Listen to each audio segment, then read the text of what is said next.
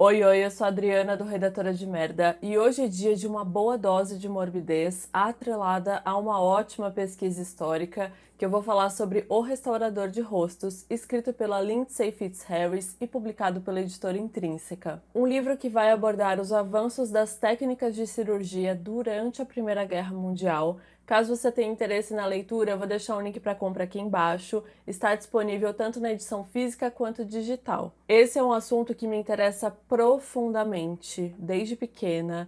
Meus pais, eles não são médicos, mas desde pequena eu tive acesso àquelas enciclopédias de saúde, sabe, umas Barça sobre doença, sobre todas essas coisas.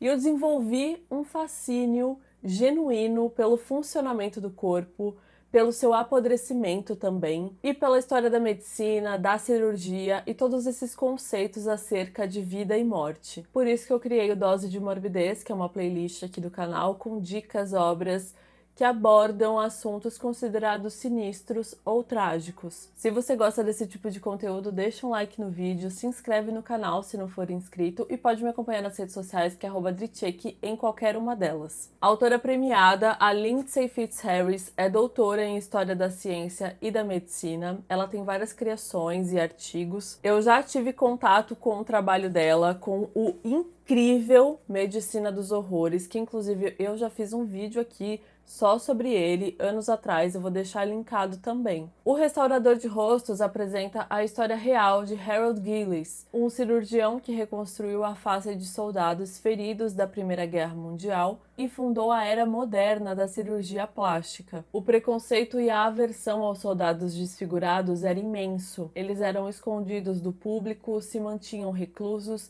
e adoeciam ainda mais psicologicamente. Homens que eram acometidos por um trauma duplo, das lesões sofridas em batalha e do doloroso processo de recuperação. Durante séculos, um rosto marcado era interpretado como um sinal externo de degeneração moral ou intelectual. Estigmas de castigos corporais, perversidade e pecado, por exemplo, como associados à sífilis, viram um verdadeiro estudo antropológico e de comportamento social. Vou ser sincera com vocês, porque eu li isso daqui como se fosse um estudo, como se eu estivesse estudando, como se minha vida dependesse disso, porque normalmente é assim que eu leio não ficção. Eu mergulho profundamente no assunto, fico maníaca, ainda mais quando é um assunto que eu gosto muito. A construção da Lindsay é excelente, todo o desenvolvimento de temas, a linguagem é muito tranquila, o assunto é pesado, bastante pesado, afinal está falando sobre guerra, mas tranquila no sentido de compreensão. É bem instrutiva, bem completa, didática, sem ser maçante. A pesquisa dela, então, nem se fala, porque tem aqui umas 50 páginas, sem brincadeira, umas 50 páginas de notas e referências bibliográficas, todo um apanhado histórico sobre a guerra e o seu desenvolvimento, todo o progresso da Primeira Guerra Mundial, desde o que a levou a ser declarada, passando até por armas, detalhes sobre armas, armas químicas, os avanços tecnológicos, os alistamentos, todas as principais batalhas e os seus resultados, os horrores da guerra, o custo humano do conflito. Logo no início da Primeira Guerra, ficou evidente que a tecnologia militar da Europa havia superado suas capacidades médicas. Corpos eram desmembrados, retalhados e envenenados a uma velocidade, assim, impressionante, a ponto de os hospitais não darem conta e os sobreviventes ficarem espalhados pelo chão à espera de socorro. Em meio a essa brutalidade tenebrosa, um horror prevaleceu de forma inédita. Soldados eram desfigurados por projéteis, por estilhaços, por chamas, sendo relegados caso eles sobrevivessem, relegados ao ostracismo e à repulsa de uma sociedade que é tão ligada à aparência. Há muita reflexão relacionada a isso, da importância social do rosto como registro de intenções e sentimentos, ou então da privação da própria identidade, além também do peso estético. Era como se fosse algo que ultrapassasse o esperado pela guerra, um tipo de feiura que não sabiam lidar e que estava escancaradamente marcada. E é aí que um homem entra em cena para mudar de vez essa situação. O homem chegou, o Harold Gillis, um médico pioneiro que com muita coragem e criatividade mudou para sempre os rumos da cirurgia plástica. Graças a ele, seus esforços e os esforços de sua equipe também, muitos homens recuperaram a própria identidade. Falando em identidade, até isso era uma dificuldade, ser reconhecido para ser resgatado das trincheiras. O ser resgatado de fato, antes de, sei lá, se afogar no próprio sangue, dependendo do tipo de obstrução facial. Temos aí então o início da carreira do Gillis em 1913, que demonstrava interesse por otorrinolaringologia. Em seguida, a contextualização do início da Primeira Guerra Mundial, como aconteceu que a Áustria-Hungria declarou guerra à Sérvia, depois a Alemanha declarou guerra à Rússia e à França, até o foco aqui do livro, que é a Grã-Bretanha, que estava ali esperando uma resposta, não teve e também declarou guerra. Todo o movimento também do fervor patriótico, tipo ali dezenas de milhares de meninos menores de idade. O número de alistados crescia muito, o que aumentava a necessidade de médicos e enfermeiros para doentes e feridos de guerra. O Harold Gillis estava com 32 anos de idade e ele se inscreveu na Cruz Vermelha.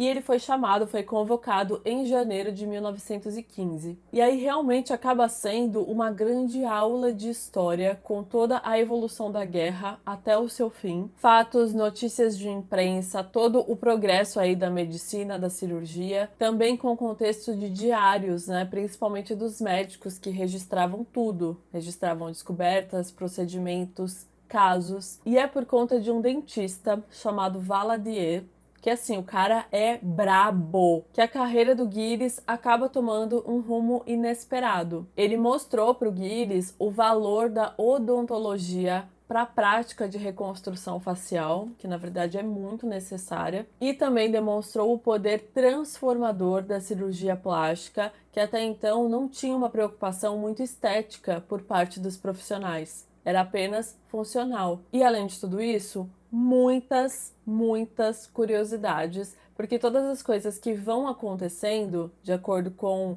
os avanços e perspectivas do Gillis, são pontuadas também com informações e curiosidades da história da medicina. Então, conforme as necessidades da guerra, cada hora aparece algo que eles nunca tinham lidado antes, sem livros didáticos para se basear, para consultar, ou professores para se orientar, o Gillis e a equipe tinham que confiar na imaginação e na criatividade, principalmente, para vislumbrar soluções para os problemas que apareciam. A galera fez assim, coisa impressionante, fez milagre mesmo no meio de uma guerra. Muita gente para pouco recurso. Corpos carbonizados, mandíbulas destroçadas, narizes retalhados, bochechas arrebentadas, explosões diretas que comprometiam partes inteiras do rosto, osso, pele, cartilagem, tudo. E aí, para cada vivência técnica descoberta, a autora pontua registros históricos. Por exemplo, o termo cirurgia plástica foi cunhado em 1798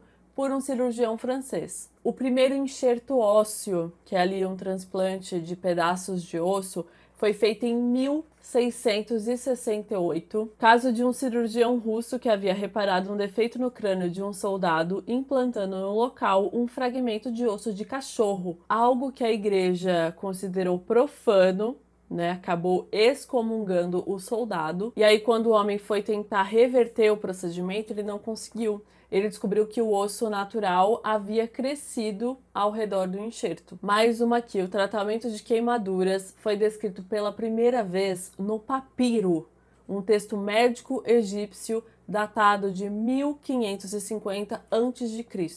Mano, a rinoplastia. Essa daqui, gente, eu fiquei muito impressionada. A rinoplastia, uma operação para alterar a aparência do nariz, é um dos procedimentos cirúrgicos mais antigos registrados na história.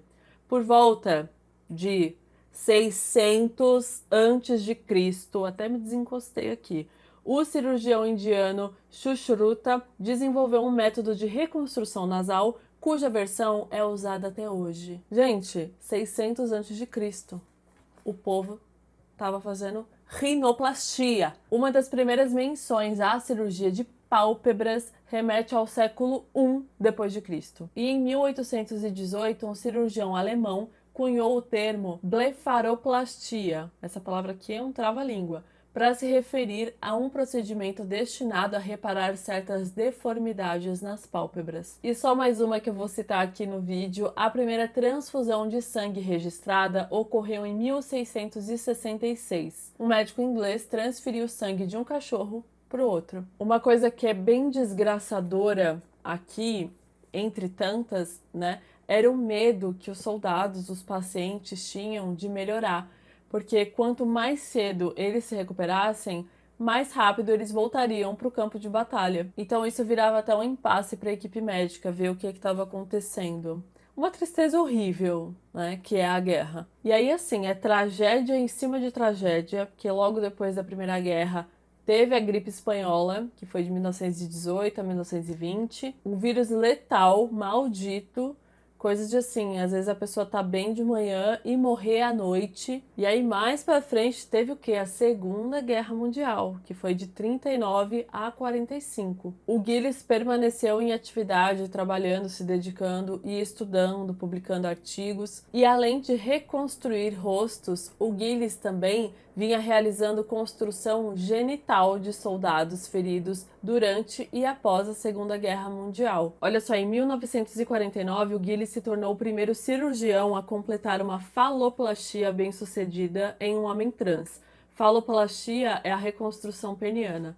Sua técnica pioneira foi o início da faloplastia moderna. O Gillis exerceu sua profissão até o seu fim, e como previu, a cirurgia plástica evoluiu de maneiras que nem ele mesmo poderia ter imaginado quando começou a defender o seu reconhecimento após o fim da Primeira Guerra Mundial. Embora o interesse em procedimentos estéticos esteja em alta, e eu acredito que vai continuar crescendo ainda mais, a cirurgia reconstrutiva, que é destinada a reparar e restaurar a função para aqueles que possuem condições congênitas, traumas ou doença, continua a ser um dos pilares da disciplina. No fim aqui da edição tem algumas fotos, tem fotos do próprio Harold Gillis, do corpo médico, de alguns soldados, pacientes, cujos casos foram bem abordados e descritos no livro, com fotos do antes, durante e depois. É realmente impressionante e emocionante também a transformação para eles. O Restaurador de Rostos é um prato cheio para quem se interessa pelo tema, tanto medicina quanto guerra, se interessa por história e tem curiosidade no assunto. Uma excelente leitura, e fica a minha recomendação também de Medicina dos Horrores. De repente, um combo para você. Lembrando que tem link na descrição, todas as informações.